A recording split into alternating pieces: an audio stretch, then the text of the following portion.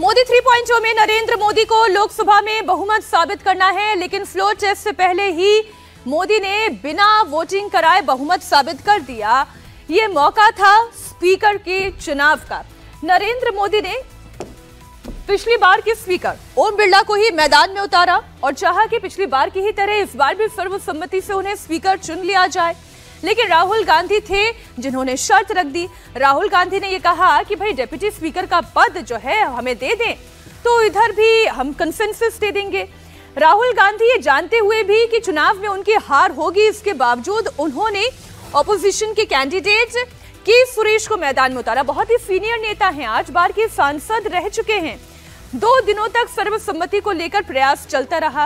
रक्षा मंत्री राजनाथ सिंह खुद फोन करते रहे, बात करते रहे। मल्लिकार्जुन खड़गे से उनकी 3 दफा की बातचीत हो गई, क्योंकि नरेंद्र मोदी ये चाहते थे कि एक कंसेंसस हो, लेकिन क्या कंसेंसस शर्तों के साथ हो सकती है? नरेंद्र मोदी को ब्लैकमेल नहीं किया जा सकता है, ये तो इस बार समझ में आ गया है। और नतीजा ये हुआ कि वो झुके नहीं और 48 साल के बाद स्पीकर पद को लेकर जो चुनाव हुआ उसमें ध्वनि मत से ओम बिरला को स्पीकर चुन लिया गया। I now put the motion moved by Sri Narendra Modi and seconded by Sri Rajnath Singh to the vote of the House. The question is that Sri Om Birla, a member of this House, be chosen as the Speaker of this House. Those in favor may say aye. Aye. Those against may say no. No. I think the ayes have it. The ayes have it.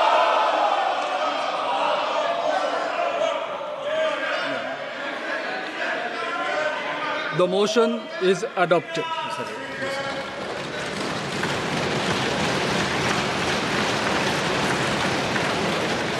Sri Om Birla is declared elected as the Speaker of this House. I invite Sri Om Birla to occupy the chair. Om Birla दोबारा लोकसभा के अध्यक्ष चुन लिए गए। Speaker के चुनाव में voting की जरूरत नहीं पड़ी, यानी कि डिवीजन ऑफ वोट नहीं हुआ, क्योंकि विपक्ष ने वोटिंग की मांग ही नहीं की। विपक्ष को ये मालूम था कि अगर वोटिंग हो जाती तो हार तो निश्चित थी, संख्या बल उनके पास से है नहीं, वो तो एनडीए के पक्ष में है, और शायद इसलिए विपक्ष ने डिवीजन की मांग ही नहीं की। क्योंकि जब प्रोटेम स्पीकर ने ध्वनि मत से स्पीकर चुने जाने का ऐलान कर दिया तो जेडीयू सांसद ललन सिंह वो खड़े हुए। ललन सिंह की बगल वाली सीट पर ही ओम बिरला बैठे हुए थे। ललन सिंह ने शायद डिवीजन वाली बात याद दिलाई। हो सकता है वो ये चाहते हो कि डिवीजन वोट हो तो इसमें और ताकत का आकलन हो। इस दौरान संसदीय कार्य मंत्री किरण रिजिजू की आवाज आई, विपक्ष की ओर से डिवीजन की मांग नहीं की गई है, ये याद दिलाया गया। और फिर स्पीकर ने कहा कि वो प्रक्रिया पहले ही पूरी कर ली गई है और ओम बिरला ध्वनिमत से 18वीं लोकसभा के अध्यक्ष चुन लिए गए हैं।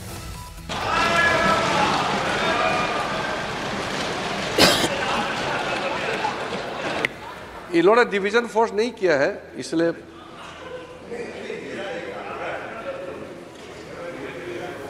We have already crossed that stage.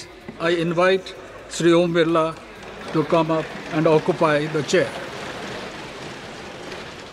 Division of vote हो भी जाता तो भी नतीजा यही होता जो आज आपने देखा। लेकिन क्या आपने गौर किया, लोकसभा में कहा गया कि डिवीजन की मांग नहीं की गई है, इसलिए ध्वनि मत से ओम बिरला स्पीकर चुन लिए गए। लेकिन ममता बनर्जी के भतीजे और लोकसभा में चौथी बड़ी पार्टी टीएमसी के सांसद अभिषेक बैनर्जी ये दावा कर रहे हैं कि डिवीजन की तो मांग की गई थी।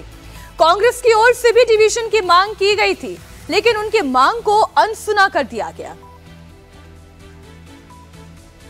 नियम कहता है कि 500 लोगों के अंदर एक आदमी भी अगर डिवीजन मांगे तो आपको डिवीजन देनी पड़ती है, ये नियम है। भाई कांग्रेस से भी मांगे, बहुत सारे पॉलिटिकल पार्टीज है, बहुत सारे पॉलिटिकल पार्टी से मांगेंगे। आप मुझे प्रश्न कर रहे हैं, प्रश्न करने से पहले लोकसभा का फुटेज एक बार देख लीजिए। और रूल्स ये कहता है कि एक मेंबर भी डिवीजन मांगे तो आपको डिवीजन देनी पड़ेगी। आपने वो नहीं दिया, तो क्यों नहीं दिया ये तो प्रोटेम स्पीकर ही बता सकते हैं। जो चेयर पे बैठे थे वो बता सकते हैं। But this is against the rule, this is immoral, this is unethical and this is unconstitutional. Against the rule, immoral, unethical, unconstitutional, सारी बातें आपने सुन ली। अभिषेक बैनर्जी ने कही। वो टीएमसी के नंबर 2 नेता कहे जाते हैं। ये वो दावा कर रहे हैं कि डिवीजन की मांग की गई थी। उन्होंने कहा कि प्रोटेम स्पीकर ने न जाने क्यों उनकी मांग को अनसुना कर दिया, जो कि असंवैधानिक है, नियम के खिलाफ है।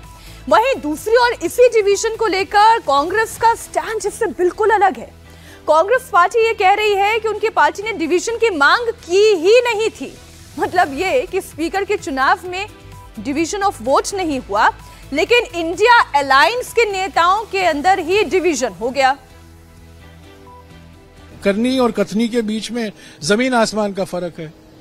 जब हमने कहा कि हम डिवीजन मांग कर सकते थे, पर हमने नहीं किया क्योंकि हम चाहते थे कि एक आम सहमति बने, एक माहौल बने।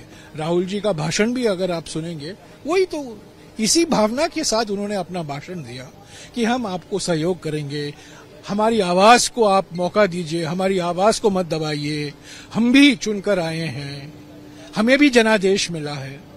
तो इस माहौल में हमने डिवीजन मांगना हमने उचित नहीं समझा। लेकिन लोकसभा अध्यक्ष से लेके और ट्रेजरी बेंच के सांसदों ने भी इमरजेंसी का जिक्र किया। क्या बाहर प्रोटेस्ट हुआ? तो लोकसभा अध्यक्ष ने माननीय स्पीकर ने जो कहा है उस पर मैं कुछ टिप्पणी नहीं करूंगा, वो उचित भी नहीं है। सांसदों ने डिवीजन मांगा था पर डिवीजन दिया नहीं। हमने नहीं मांगा। आप लोगों ने? मैं आपको औपचारिक तौर से कह रहा हूँ, हमने डिवीजन नहीं मांगा। जयराम रमेश ये कह रहे हैं कि मैं औपचारिक तौर पर आपको ये कह रहा हूं कि कांग्रेस ने डिवीजन की मांग नहीं की, हमने डिवीजन की मांग नहीं की। तो क्या फिर अभिषेक बैनर्जी गलत बोल रहे हैं? क्योंकि वो ये कह रहे हैं कि अगर एक व्यक्ति, एक सांसद भी अगर डिवीजन ऑफ वोट की मांग करे तो ये रिस्पॉन्सिबिलिटी बन जाती है प्रोटेम स्पीकर की कि वो डिवीजन ऑफ वोट कराएं। इंडिया अलायंस के ही 2 नेता हैं, जयराम रमेश भी हैं, अभिषेक बैनर्जी भी हैं, राहुल गांधी भी हैं। क्या इंडिया अलायंस के अंदर ही कोई कंसेंसस नहीं है? एक बार फिर से आप गौर से सुनिए जयराम रमेश ने क्या कहा। करनी और कथनी के बीच में जमीन आसमान का फर्क है। जब हमने कहा कि हम डिवीजन मांग कर सकते थे, पर हमने नहीं किया क्योंकि हम चाहते थे कि एक आम सहमति बने, एक माहौल बने। राहुल जी का भाषण भी अगर आप सुनेंगे, वही तो इसी भावना के साथ उन्होंने अपना भाषण दिया कि हम आपको सहयोग करेंगे, हमारी आवाज को आप मौका दीजिए, हमारी आवाज को मत दबाइए, हम भी चुनकर आए हैं, हमें भी जनादेश मिला है। तो इस माहौल में हमने डिवीजन मांगना हमने उचित नहीं समझा।